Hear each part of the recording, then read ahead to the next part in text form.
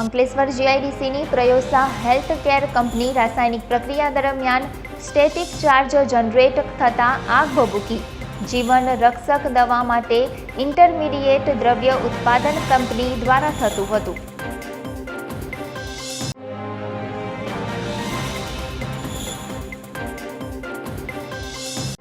પિરામન ગામની સ્વર્ગસ્થ અહેમદ પટેલની વાડી અને ગૌતમ પાર્ક પાછળ દીપડાની હયાતીથી લોકોમાં દહેશત। છેલ્લા 20 દિવસથી દીપડાની લટારથી લોકો ભયભીત।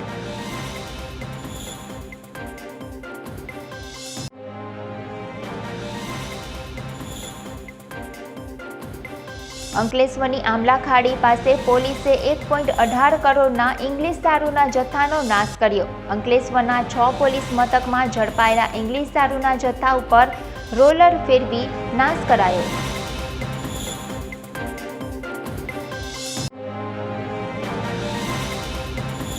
વક્ફ બોર્ડની ફરિયાદોમાં ટ્રસ્ટી સામે કાર્યવાહી પણ સરકારી અધિકારીઓ સામે કાર્યવાહી કેમ નહીં?